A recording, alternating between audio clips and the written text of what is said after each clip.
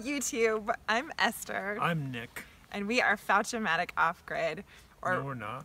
We're Fouch Family Off-Grid, sorry. We changed our name, but we're still both. If you look at our URL, we're Fouch-matic Off-Grid. But to make it easier for people to search, we made it Fouch Family Off-Grid. There you go. As well. We have not been here in... it seems like a long time. 6 weeks? Something like that. 6, 7 weeks we haven't posted. And I was so intimidated by the idea of gathering up all the footage that I've taken over those 7 weeks and trying to make videos that I said we've got to just take this, we've got to come in nice and easy. So we're just going to sit here today and try to tell you all the things. Hopefully I can drop some footage on top of it, but we've just been on a tear for the last 6 weeks, so we've got a lot to tell you.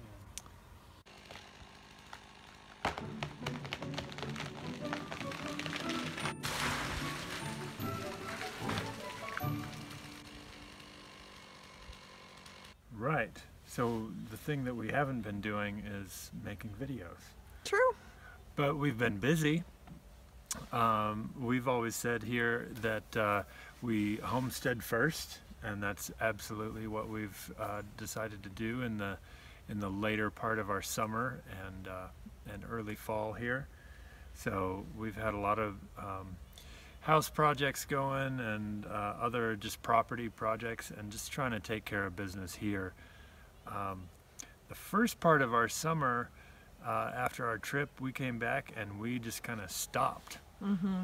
So we knew that that was a time where we were going to do a lot of planning and a lot of just sort of reconsideration and really try and set in place some long-term solutions to things and just really focus in on what we really wanted to do here. And that took some time, and it took a little bit of I don't know, it took a little bit of our oomph out of our step. We stopped for a while. Yeah, the way that I think of it is that it was almost as if we were a car that slipped off the road a little bit, and in order to get going again we had to back up. So we made a few moves that were backing up so that we could get our track in front of us again. Right. We've been here long enough to not rely or to get frustrated with and try to eliminate temporary solutions. So every step that we're taking now is pretty intentional and not rushed, and trying to put in some things that will sustain us for the long term. And I'll point out a pitfall here. I don't know if a lot of other people are talking about this, but there's a point when you start to get comfortable in your off-grid situation, and we are off-grid in terms of not connected to the power grid. But we used to live a very rugged, primitive existence where we carried our water and it was just dark when it was dark, and there was a lot of manual labor. We were often a little cold or a little too hot and kind of exposed to the elements. And then Nick built us a beautiful house. Well, a cozy house. Cozy! The beautiful parts are sort of in process, but yeah, it's added a lot of comfort, and while it hasn't necessarily, I don't think it's really softened us greatly. We're getting our oomph back. I softened up a lot over the winter. Right, we got comfortable in there, and that's great. That's what it's for. Mm-hmm. It's for comfort. But in my mind, it takes care of all of those things that we were spending our time on, keeping ourselves warm, mm-hmm. keeping the water filled up, and all of those day-to-day tasks. We're trying to make them all kind of self-contained in that house, so we have time to do other things. But there was a real dip in our motivation, and that's the thing that I want to point out, because I don't know how many other people are saying it, that once we got into a comfortable situation, the adrenaline or just motivation of survival kind of went away. And we really slowed down. And I always say that these things are our good angel and our bad angel, because slowing down was so good for our family. Our children are very happy and they're loved, and we're all together because we took so much time this summer. But our projects they were slow Yeah. for a while. Yeah, so should we go through them a little bit? Yeah, so Okay. let's say what we've been doing. All right, so one thing that I think that you guys saw was in May, it was May, before we even traveled this summer, we had somebody come in and do digging for us. So we cleared the area for the shop, and we dug out a trench for the foundation for our mudroom, the addition on the front side of the house. And so here it is, October, and I just poured that foundation for our mudroom. So that's what, 5 months? It only took me 5 months, all of which we had an open hole, essentially a moat, in front of our front door. So you can tell how motivated I was to get anything done if I could let something like that sit around. But there it is.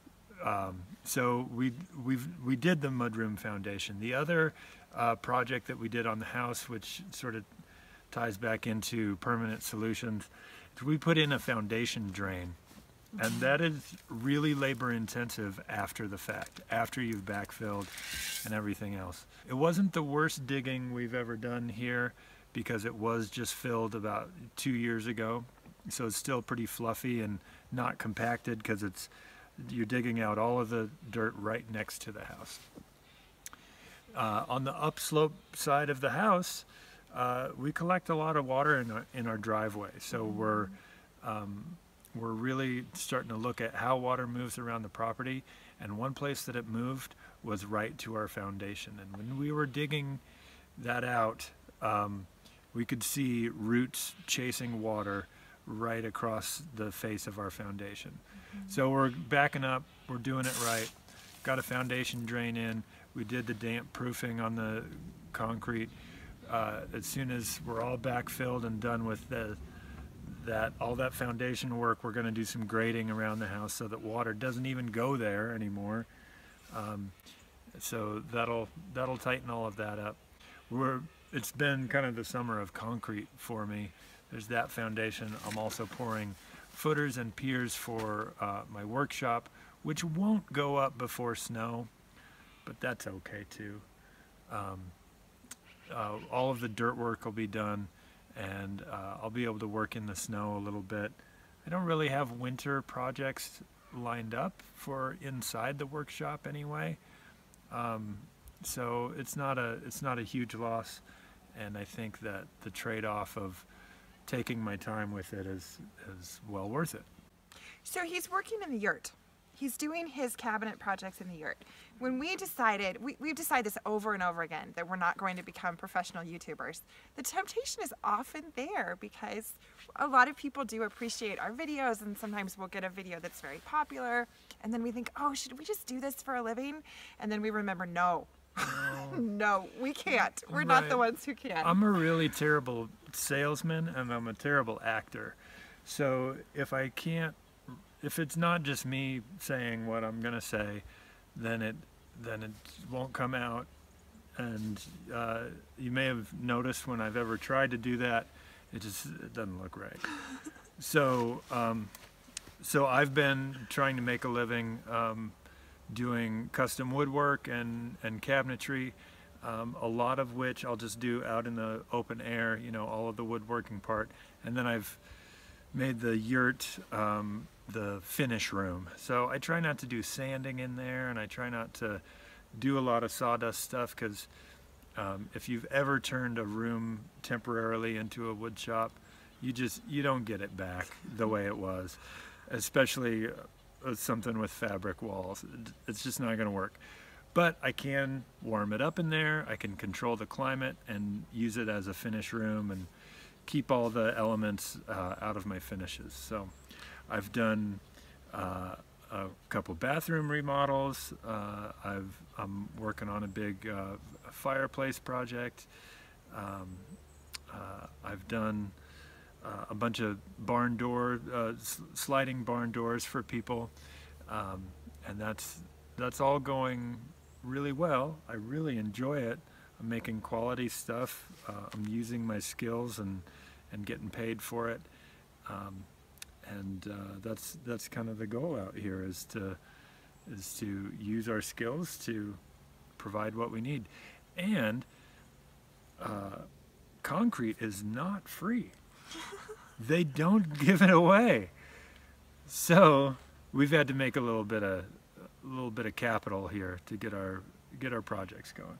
I haven't taken a lot of images of it because it isn't our own. It's going to somebody else's home, but it's beautiful. I'm super proud that that's being made on our property. Quality, beautiful stuff. So. Right, and some of it is our own lumber. You know, the barn doors, I primarily did lumber that we harvested here, and so that's good to to be able to actually produce something here that is of value, that'll help, you know, sustain us. And Esther, you've been mostly sitting, I think. Is that right? No, I haven't. I've been on a tear. So we got back from our trip, and I wasn't a tremendous student in our class, and Esther got tired of waiting for me, and she did a lot of studying on primarily what she's focusing on now is how water moves through our property, because we're on a pretty steep slope. We have a lot of paths and a lot of terraces, and a lot of things just turn into a river during the melt and during, well, even these fall rains that we've been having. And she's got some great solutions happening. So the thing that opened the gates for us to move again is actually the last video that was put up. We sold our goats, and it was hard. I put off selling the goats for a long time, even though I knew that we needed to. We may have goats again. We don't have something against goats, but we needed to do infrastructure work, starting with taking down trees. So the last thing that we showed you, we had sold our goats so that Nick could take down the fence around that area, so that he could drop some giant trees. Big ones. Really this big ones. time.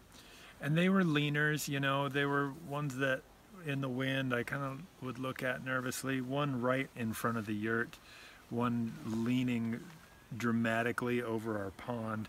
And I know it takes a lot to bring down a tree like that, but the other thing that we're looking at doing is trying to bring in more light. So we took some of those problem trees down, and there's some pitch seams, and there's some issues with those trees, but there's so much wood there. That's what's going to be all of the wood framing for the workshop. So we harvested all those logs in order to build the shop. Right, so then as soon as those trees were down, we were able to move in 5 different directions at once, because the trees needed to be sectioned and the branches taken off, and the branches we turned into firewood, and then we stacked the firewood, and then the logs got dragged. We hired a good friend, good person from our hill to drag the logs for us because they were too big for Nick to do. Too remote for the truck and just too big. Some of them are 2 feet in diameter, almost 20 feet long, because I need 18-foot tie beams for this shop, and so I cut about a 20-footer, and they're massive. They're too big for my mill. I'm gonna end up doing a lot of chainsaw work to make them happen, but it's so much good lumber. And then also the other byproduct of that was the slash. So all the pine needles and the small branches. As soon as Nick was able to get the big logs dragged up the hill, he needed to drag them past the foundation space before we could even dig the holes for that foundation. For the shop. So a lot of things had been waiting on those trees to come down.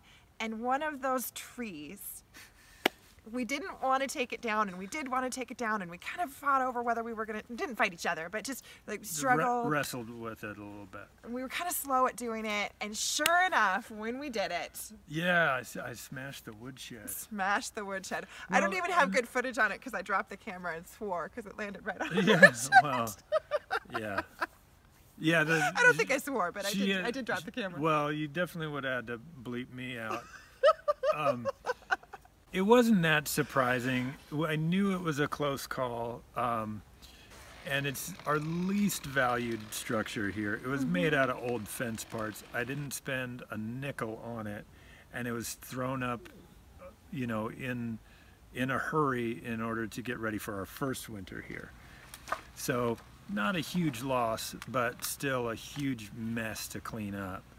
So so that whole zone, you know, anytime you take down trees, it's a huge mess to clean up.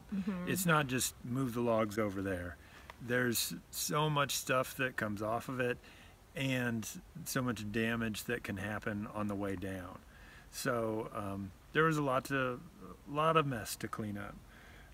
But that whole process helped us get our firewood in for the year and for next year. With the rocket mass heater in the house, we just don't need to harvest firewood for firewood. It's all byproduct of the mill and taking down trees for other reasons. So then the slash became my next month. Didn't I work on it for weeks? Oh yeah. A long time. And I also got into the pond. So the first tree that we cleaned up was the one that we dropped across the pond. And so I was getting all the branches out of the pond, and I ran into the pond muck. Our pond is at its lowest in September, which is when this was happening. And I started carrying pond muck, that anaerobic black sludge, it's heavy in clay content, out of the bottom of our pond in 5-gallon buckets. And I carried 200 of them. Yeah. 200 buckets full of mud. And what I did is I used that mud and the sticks to build berms on the downslope side of my terraces. We're wanting to garden using thick mulch methods, Ruth Stout or Back to Eden. We love having a lot of mulch and being able to allow plants to reseed. But there's a really low bar for being able to do the deep mulch system. There's kind of only one thing you need, and that's for your mulch to stay where you put it. Right. Yeah, and on our slope, our topsoil just continually goes to the neighbors. Yeah. So so she's been doing great work at controlling the water flow, so it's not moving in the first place, but then also berms on terraces so that we're retaining topsoil. So I did about 1,000 foot of berms. At least. You think? Yeah. You know, Oh, he's better with distances than I am. Yeah, I mean, you did even just over at the pond is, yeah, it could be 1,000 feet. I don't know. Yeah, it's a lot, and some of them are very tall with wood, and so they will become hugel beds when I'm able to get organic matter to form some rich topsoil. I've got some that are made out of mud. I've got some that are just branches, and then in the garden, this is where I really got my muscles. I made a dirt berm. So my garden area is not holding water and it's not holding mulch because snow melt in our area is just a powerful force. You know, snow melt makes the canyons. It will pull anything downhill. It's a really heavy flow in the spring. So So I built a berm that is solid with subsoil, and I got the subsoil by digging out 4x6 beds 2 foot deep and using that subsoil to build a level berm on the downslope side of the garden so that I can actually hold a foot of wood chips or whatever kind of mulch I'm able to find to be able to continue to enrich that soil. And we didn't have a failure of a garden, folks. I harvested 75 pounds of tomatoes in one day. We had that little tomato forest of ours was a huge success. So our garden hasn't been failing. But we did want to be able to stabilize all these terraces so that we can have fertile soil more than just one place where I'm constantly working on it. Right, and we've continually added to that place. And I think that a lot of, you know, I don't know, a quarter or more of what we put down every year goes away. So she's been awesome. She's been out with the shovel and the pickaxe for you know, full 8-hour days, just digging and digging and digging, and not, you know, dirt work is really thankless work. It doesn't feel good even when it's done. You're like, that was terrible the whole way through. But it won't be thankless if we've got better produce and more food yield. It's sort of a long. You got to be patient to see the good results. So, but without doing videos for 6 weeks, Esther didn't have a camera in her hand at all, but she had a shovel almost the entire time. And I was tired at night. That's the thing I didn't know beforehand, or I would have warned you. I still had my night times, and when my days were mostly spent writing or sitting at a computer or hanging out with the kids, in the evenings I'd have the energy to edit a video. But when I'm swinging that pickaxe, I mean, we've got hard clay soil. Swinging that pickaxe, making 2-foot deep sunken beds, I just fell asleep. The first time I was embarrassed. Yeah, you just I thought, oh my gosh, I just fell asleep. You go to bed tired. That's the way, that's the way that should work, I guess. But our work is slowing down a little bit, and I'm going to start doing retro flashback videos to show you the things that we've done. There will be an Impossible Farm for September where we'll show you what we did with seeds and the beginnings of the terraces, and then we'll do another one for October as well. And we're also going to do a Mountain Dream home showing all this concrete work that we've done. But we thought we'd do a nice, quiet, easy entry for the people who don't mind listening to us talk for a while, so that we could give you the details and really give you a feeling for how we're doing up here.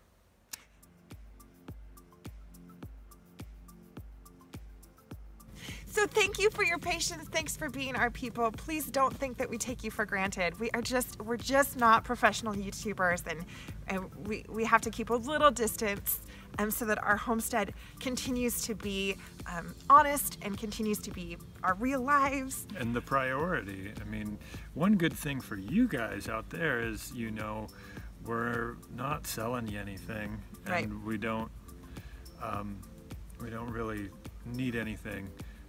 We're happy to share with you, though.